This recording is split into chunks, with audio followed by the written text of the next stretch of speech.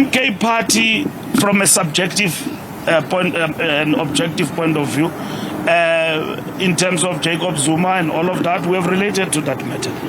We have related to that matter that it did make a dent, but that is not the only factor in terms of our analysis.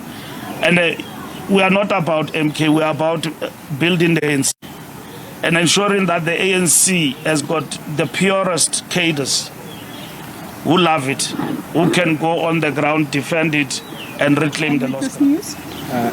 Good afternoon, Mr. MBALULA. Alpha here from Eyewitness News. You mentioned something quite interesting, that you shouldn't play the blame game with the provinces, but we've seen remarks from Bheki Mtolo saying that the president and yourself as the SG should also account for the electoral decline in KwaZulu-Natal. What do you make of his remarks? We make nothing of those remarks. They mean nothing, because we are 17%. And we have told them here today. And we have said to them that everybody must keep quiet, and we will communicate decisions of the organization. Whatever that anyone says does not add to the solutions and what needs to be done. So we are engaging with our structures direct, and then those remarks by Mtolo, whatever they mean and all of that, they mean nothing. We are here now where we are, and we are moving forward. And we are going to reclaim KZN, and we are going to take hard decisions that are going to rebuild the ANC in that province. We are going to fix and build KwaZulu-Natal and Gauteng, and that's what we are going to do. And we are going to do it with the ferocity of a cornered bull, and ensuring that we come out of this situation with determination as a party and the organization. We run the ANC. The responsibilities on our leadership. We will live and die with our decisions up until the next conference. And the leadership must reflect.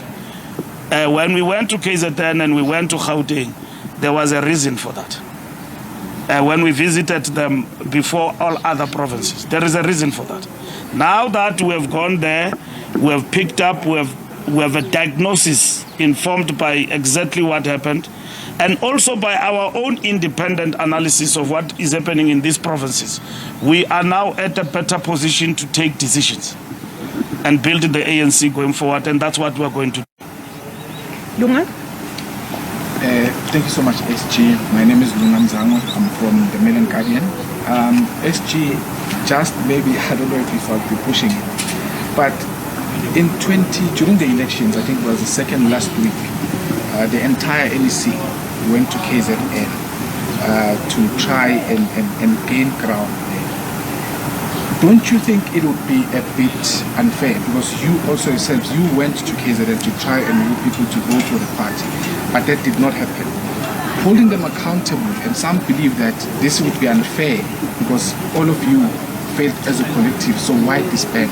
And also the last one, the SACP is coming out now to say yesterday, basically, they are saying that elections alone, they are not going to go with you. Isn't this part of the fragmentation of the ANC going forward? The SACP has been with you throughout. Not some of the issues that you should be looking at to say, if our alliance partner are also saying, look, we'll just go on ourselves to try and gain support on ourselves. Don't you think that's a bit problematic, SG? Thank you. We held a bilateral with the South African Communist Party. They did raise the issue of going it alone. We have agreed to continuously engaging on this matter, including the modalities of that particular decision. A decision to contest election is a decision of the Communist Party. They've got to examine it themselves and make a determination. In as far as how it will affect the alliance is a matter that we agreed next year we'll talk about it. But they informed us that they've taken a decision and they're taking it to their Congress, and we leave it there. And then the ANC will discuss with them the implications of that decision in terms of its implementation, because it has got serious implications for the alliance, that kind of decision. So we've agreed with the party, and we want to respect that, and we want to respect the party as an independent organ, but we did caution against that in terms of the ANC We have cautioned against that. The party raised its own issues around it, and then we will engage going forward. The decisions of the organization in relation to what will be the outcome of the NEC, and as well as the NWC recommendation to the NEC, that's a matter we can discuss and debate with you after that.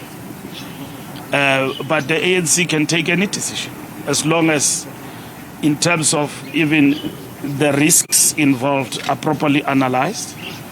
And if you take a decision, it is because sometimes you don't have a choice, because you are completely depleted on the ground. And you need to take a decision to reorganize yourself. You know, when COPE was formed, we went to EPI, if you know EPI. All our structures there were not even sleepers, they had crossed to COPE. The regional executive, all branches, and that's it. They had crossed to the other side. We had to reorganize ourselves, appoint new structures, and that's it. And then we recovered, and we won EPI, Nelson Mandela Bay. When Jacob Zuma was president, we won 2009, which was very strong there. So when I talk about subjective and objective factors, is that subjective factors is that your structures are greatly affected by the developments of the formation of this party. And you've got to respond to that by augmentation, disbandment, with a view of getting the right people to lead the ANC in some of these particular provinces. And it's not the only option you can arrive at, but the status quo can continue like it's business as usual. You've got to respond to that particular situation. And who must respond to that? It's the National Executive Committee. It is not going to be anyone else. The center is the National Executive Committee that must respond to that. And it is falling on this leadership that we are leading today that must respond to that particular situation. Even other political parties, they take decisions about themselves and what must happen in their own parties on daily basis. And that's what happens. In their own political parties, they suspend, they dismiss people, they do all sorts of things. They appoint friends, they appoint well-known people who are compromised in their political parties. Those are their decisions. So the ANC, when it exercises its democratic centralism in terms of directing its structures, it is within its prescripts of its own constitution that things must be directed that particular way. And we have done a thorough job in terms of analyzing these provinces and all of that. And we are now at a better position to give them feedback, which we have done with KZN. And then we're now going to do it with Gauteng. And then we move and we take decisions. And that's what is going to happen. Thank you, SG. My name is Sanda Mboleko from the Sunday Times. Is there a solid plan to hound out the MK sleepers that are in KZN? Yeah, that process is multifaceted. Sleepers, you deal with them in different ways. By strengthening the organization and make it a point that the organization is led by loyal people to its organization. But you don't go around like a sniffer dog looking at everybody, whether he's MK or not MK, because you're pushing even people who are not MK to MK. So you take your own decisions. People who are loyal to the ANC will remain. Those who are sleepers and want to be on the other side, they will go. They will go. Just like you see some of them every day crossing, going to that party. Others have long left. They were in our branches and then they've been working. Even if you do an analysis, we work on the ground, and when we arrive there, we will ask how strong is MK party here? People will tell you, no, it's non-existent. They don't do door-to-door.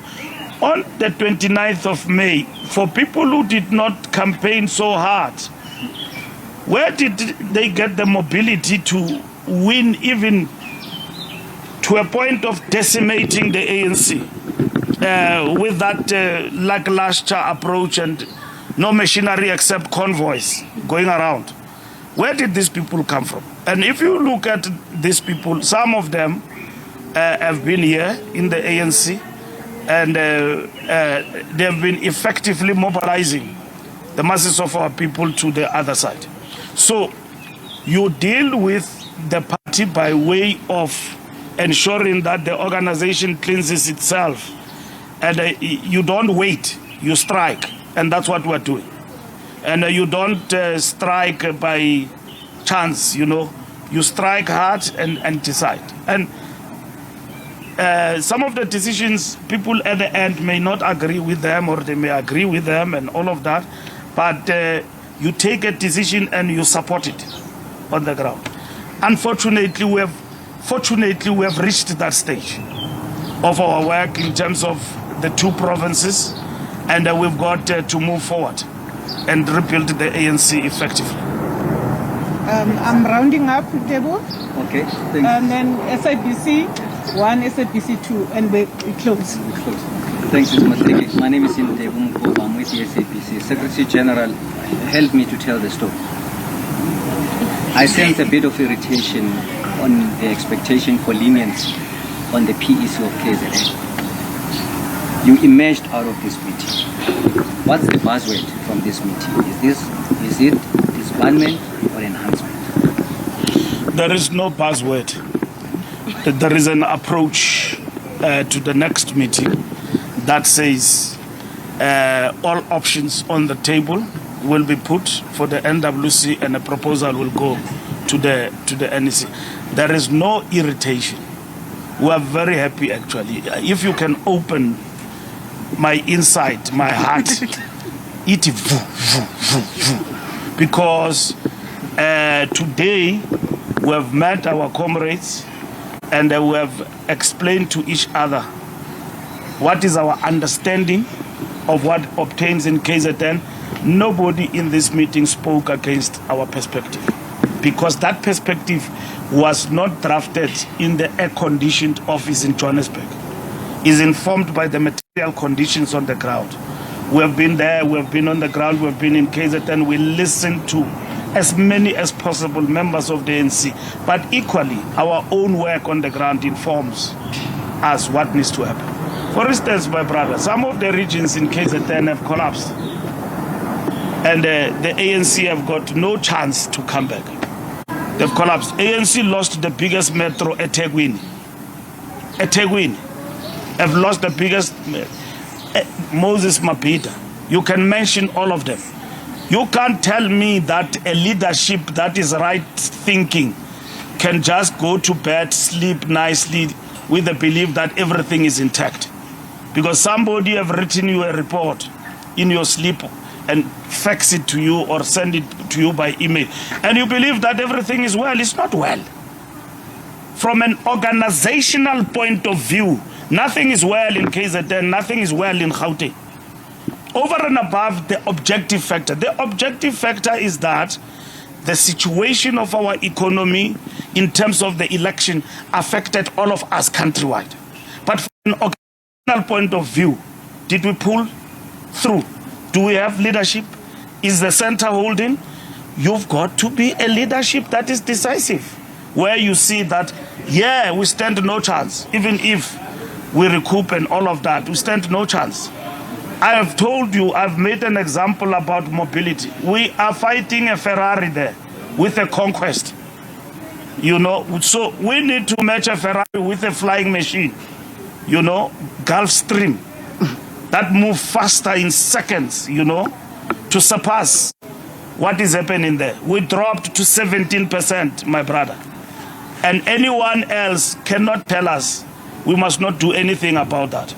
We are doing something about it. Those who thought that they got the ANC to be weaker, we will rebuild it and we will come back. We are not going to surrender the ANC to anyone, Jacob Zuma or anyone. We're not going to surrender it. We will defend with ANC members on the ground the recovery of the African National Congress. That's what we're going to do. We are massive. All what we need is to get activists, our veterans, and everybody else to the front in the recovery plan of the ANC. All others who are supposed to go where they have to go, they will go. The press will exorcise them. And that is it. So we need that, and I'm happy, we are all happy that the process has begun. Other people can open things to their interpretation. Nobody wants to be disbanded.